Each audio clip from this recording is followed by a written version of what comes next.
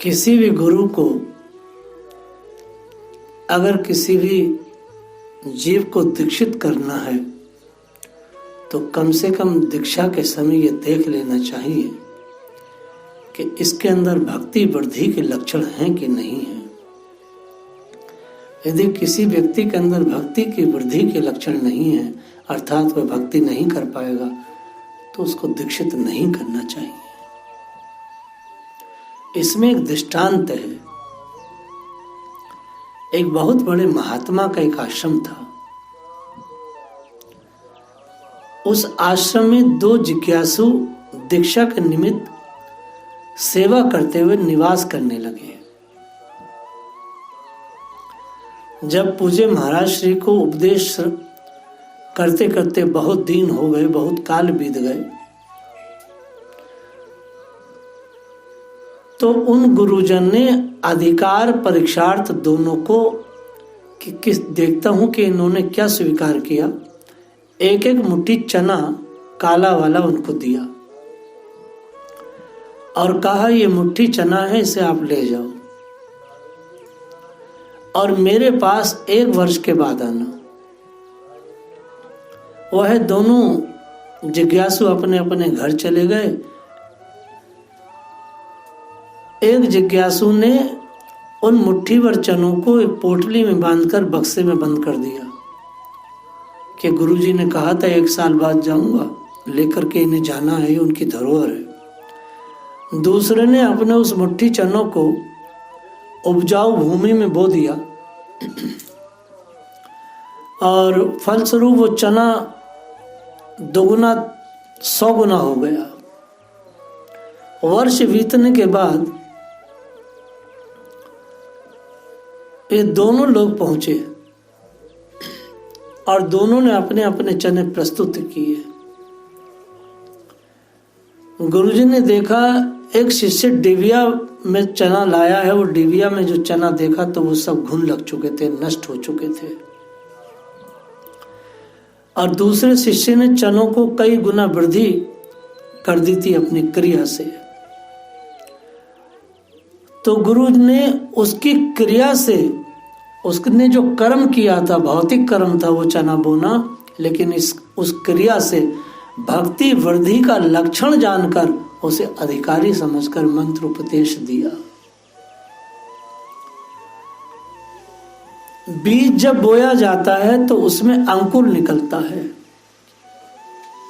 और आप आश्चर्य करेंगे कि जब बीज हम बोते हैं तो हर बीज के 2 दल हो जाते हैं, 2 हिस्से टक से ऐसे हो जाते हैं, आप देखेंगे। तो बीज जब अंकुरित होता है तो उसके 2 दल हो जाते हैं। वैसे ही भक्ति रूपी पौधे के भी 2 दल हैं, एक कंठी और एक माथे पे तिलक। ये 2 दल हैं जो प्रत्यक्ष दृष्टिगोचर होते हैं। अर्थात कंठी और तिलक से पता चल जाता है कि बीज जो है किस कुल परंपरा का है, किस जाति संप्रदाय का है, इससे पता चल जाता है। 2 दल। जब अंकुर बढ़ता है तो उसे पौधा कहते हैं और पौधे में नई नई साधन भक्ति जब बढ़ती है, ताही बिदन डर छेरी हूं को, तो 2 बातों का डर रहता है पौधे के लिए। जब छोटा सा पौधा लगाया जाता है तो 2 बातों का डर रहता है। एक डर तो ये रहता है कि इसे कोई बकरी ना खा जाए, अर्थात माया रूपी कोई बकरी इसे न नष्ट कर जाए। और दूसरा सबसे बड़ा जो विधन रहता है कि इस पौधे को कोई शत्रु उखाड़ न दे। दोनों दशाओं में पौधे का नाश होता है। हम भक्ति रूपी पौधे पर आप चर्चा कर रहे हैं 2 दिन से, और इससे पहले हमने चर्चा करी थी भक्ति के श्रृंगार पर। तो पौधे को 2 डर रहते हैं, एक तो उसे बकरी रूपी माया ना खा जाए और दूसरे उसे कोई शत्रु ना उखाड़ दे भक्ति को। अब शत्रु कैसे उखाड़ते हैं इसे समझो। देखिए शत्रु क्या है? कुसंग। आप अभी भक्ति कर रहे हैं, मैं आपको केशव बचाता आया हूं इस पॉइंट पर, और खुद भी बचा हूं। हम भक्ति कर रहे हैं, भक्ति पौधा है, एक साधन रत लोग हैं, हम लोग हैं, साधु हैं, साधन रत हैं। तो हमसे लोग अड़ जाएं, हमसे लोग दुश्मनी मानने लगे, हम उनमें उनको जवाब देने लगे, इसका अर्थ होता है हमारा भक्ति का पौधा उखड़ जाएगा। हमसे आसपास देखो क्या क्या स्थिति बनती है, लेकिन पौधा ना उखड़ जाए हमारे जवाब से, इसलिए हम उलझते नहीं, क्योंकि पौधा है भक्ति का, वो अगर उलझ गए तो पौधा उखड़ जाएगा। हमारे साथ देखो बैजोई चंदोसी के लोगों ने क्या क्या किया, लेकिन पौधा उखड़ ना जाए इसलिए हम भाग लिए, क्योंकि अगर हम उलझेंगे तो पौधा नष्ट हो जाता। भाग लेंगे, पलायन करके कहीं चले जाएंगे, भजन करेंगे तो पौधा बच जाएगा। ये तो है दुश्मन का, पूर्व जन्म के शत्रु पौधा उखाड़ते हैं अपने कार्यक्रम से। अब माया रूपी जो बकरी है वो कैसे उखाड़ती है उससे समझे। ये तो मैंने एक उदाहरण दिया सामने के शत्रु का। आप जही अरुघालई आनहि जे कहू सत मार्ग प्रतिपालई, रामचरितमानस में कहा गया है। अब दृष्टांत देते हैं श्रीमद् भागवत का कि माया कैसे भक्ति के पौधे को नष्ट कर देती है। अब ये माया क्या करती है, देखिए ध्रुव जी का उदाहरण दिया है प्रियदास जी ने।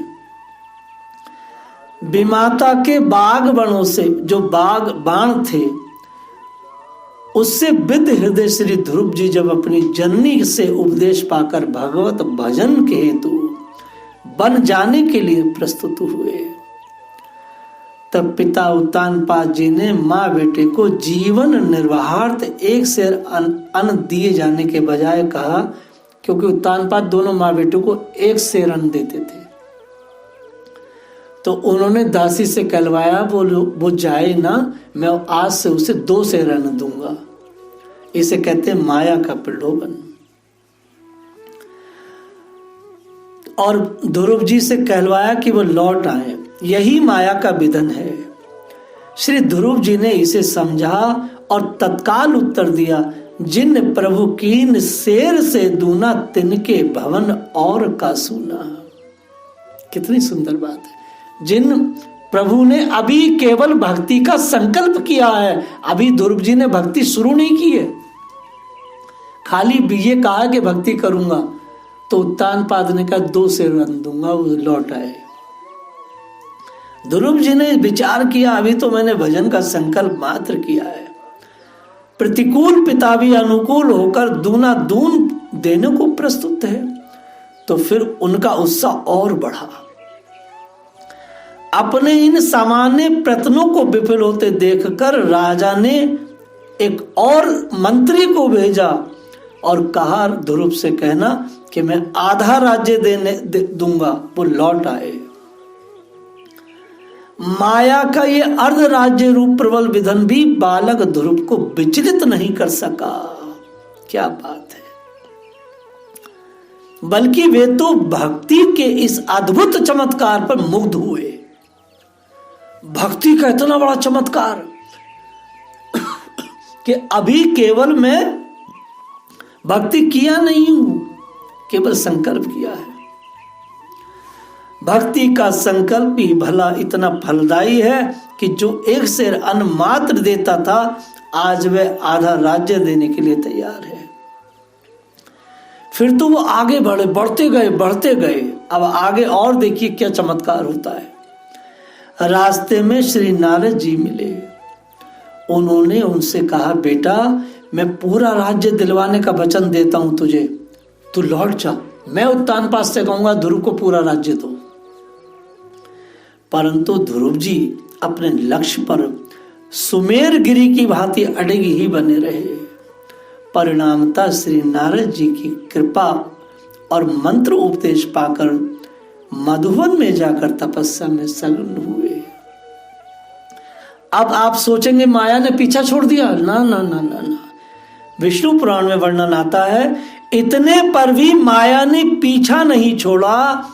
एक दिन अचानक आंधी, पानी, बवंडर, तूफान आदि की वृष्टि ऐसी हुई ध्रुव जी के आसपास। स्वयं श्री ध्रुव जी का क्या स्थिति बनी कि माया माता का स्वरूप बना करके, यानी ध्रुव जी की मां सुनीति का स्वरूप बना करके माया सामने प्रकट हुई।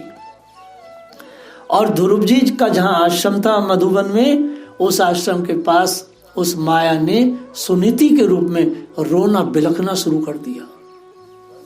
चीखे पुकारे रोवे और बाल बिखरे हुए सुनीति के, और बार बार घर लौट चलने का अनुरोध करने लगी। कौन? माया, सुनीति का रूप बना करके जो उनकी मां थी। मां ने तो फिर क्या हुआ, विदुर जी ने मां के जैसा मिलता जुलता स्वर को सुना और अंतःकरण में विचार किया, जिस मां सुनीति ने मुझे वन में जाकर के भजन और तप करने के लिए कहा था, और ये सामने जो मेरी मां के जैसी स्वरूप वाली स्त्री रो रही है, गिड़गिड़ा रही है, भूखी प्यासी है, मुझे ऐसा नहीं लगता है। क्योंकि गोसाई जी ने बिने बात कही, यहाँ कहो सुत वेद चहूं, श्री रघुनाथ चरण चिंतन बिन नाहिर ठोर कहूं। फिर मां ही मुझे भजन से, श्री रघुनाथ चरण चिंतन से व्रत क्यों करने को लगी है? जिसका लाल भगवान का आराधन करेगा, भला वह मां संकट में पड़ ही कैसे सकती है? भगवान का वृद्ध है। मानस में भगवान ने कहा, प्रणत कुटुंब पाल रघुराई। जो अकिंचन मेरे लिए लगता है, उसके कुटुंब का सारा पोषण मैं करता हूं। ध्रुव जी अपने साधन में और भी लीन हो गए। उन्होंने उस नकली मां को देखा नहीं। अब यहां एक बात आती है, ध्रुव जी भगवान के पीछे लगे हैं और माया ध्रुव जी के पीछे लगी है। इसमें दिखाया गया है कि भगवान का अनुगमन करने वाले की माया स्वतः अनुगामिनी हो जाती है। और देखिए भगवान ने स्पष्ट कहा भी है, देवी हुईसा गुणमयो मम माया दुर्त्या मामेव या प्रपदन्ते माया मेताम तरन्ति ते। कितनी बड़ी बात है। भगवान की अद्भुत त्रिगुणमयी योग माया बड़ी दुस्तर है और उसको कोई पार नहीं कर सकता। उसे पार करने के लिए निरंतर भजन चाहिए, निरंतर भजन। अब एक और बात आती है, पौधा क्या है? पौधा एक छोटा सा, इतना सा पौधा लगा है भक्ति का, तो उस पौधे की रक्षा के लिए बाड़ लगाई जाती है। बाड़ समझते हो ना, आपने बाड़ लगाई है बाहर क्यारी पर, हाँ, जिसे बैरिकेडिंग में कहते हैं। हाँ भाई सही बात है। तो ये बाड़ पौधे की, भक्ति रूपी पौधे की बाड़ काय से लगती है? विचार से। विचार क्या है? भगवान का चिंतन। उमा कहूं में अनुभव अपना, सत हरि भजन जगत सब सपना। जगत सब सपना। तो लगातार अपने भक्ति रूपी पौधे को बाण, अपने गुरुदेव के उस बाण रूपी विचार से उसको सुरक्षित रखा है। अतिशय प्रबल देव तब माया, छूटे राम करहु जो दाया। भगवान का जो चिंतन है, भगवत भजन की सार रूपता का निरंतर अनुसंधान ही विचार रूपी बाण है। आप जितना भजन कर रहे हैं, अगर निरंतर आप उसका अनुसंधान करते रहेंगे, तभी वो सुरक्षित है। और एक बात और है, माया से वही पीछा छुड़ा सकता है जिस पर भगवान की बहुत महान दया होती है। इस पर एक दृष्टांत दे रहे हैं। काशी नगर के सबसे बड़े सेठ का यश नामक एक बहुत ही विषय विलासी एक पुत्र था। अहरनिश अनेक अनेक रमणियां, रत्नों, नर्तकियों, परिचायिकाओं के राग रग में वो इतना निमग्न रहता था कि वो कभी वेश्याओं के कोठे से नीचे उतरना पसंद नहीं कर सकता था।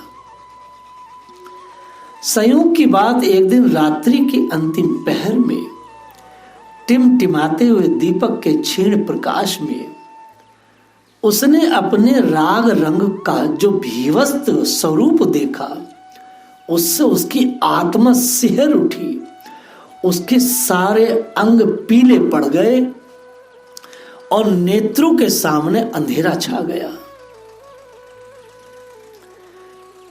उसने देखा कि प्रिय ललनाएं, नर्तकियां, परिचायिकाएं चेतना शून्य थी, अर्थात सो रही थी।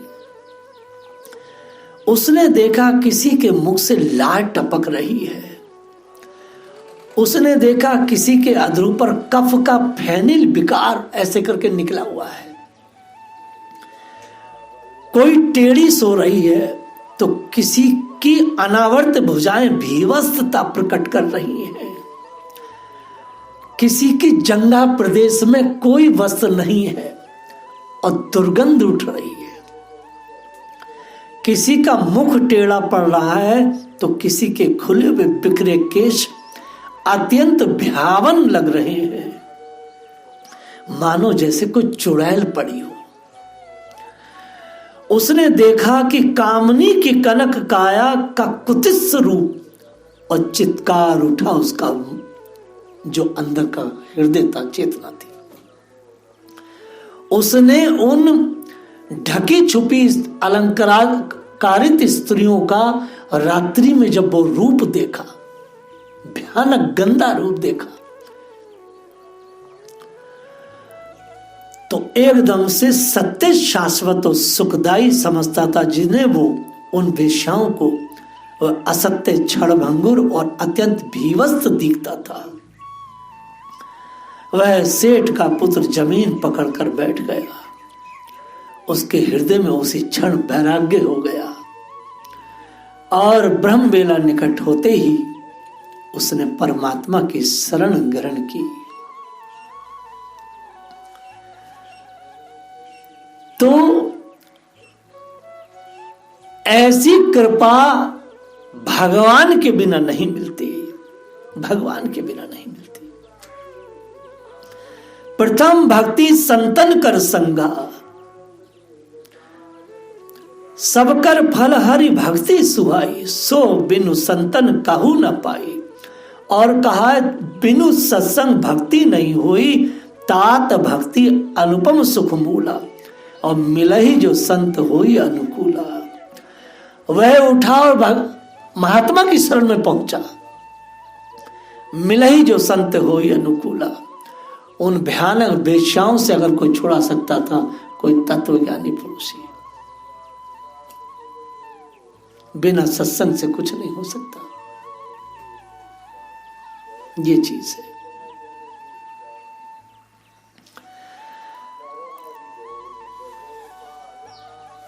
संसार में कोई भी सुख नहीं है। जिन भोगों के पीछे मनुष्य पागल है और घूम रहा है, जैसी उसको देखेगा ना, उसके भीवस्त को देखेगा, उसकी गंदगी को देखेगा, कभी वो उधर नहीं जा पाएगा।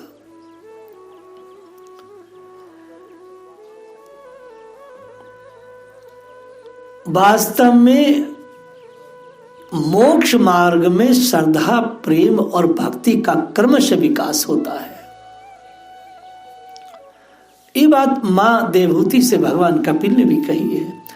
संताम प्रसंगनम वीर्यम सविदो भवंती, हृत कृष्णा रसायन कथा।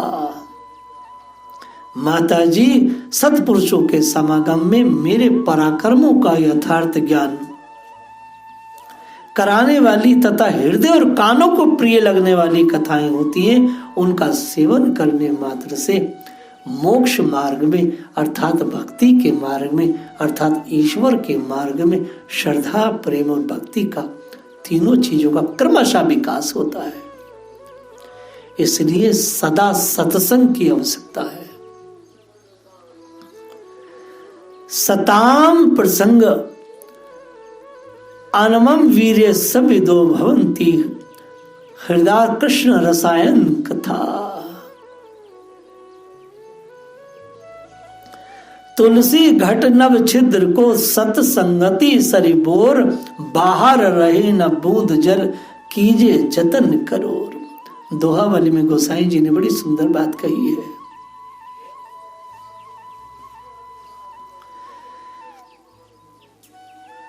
भक्तमाल वास्तव में भक्ति का हर प्रकार से पोषण करता है। जय श्री राधे।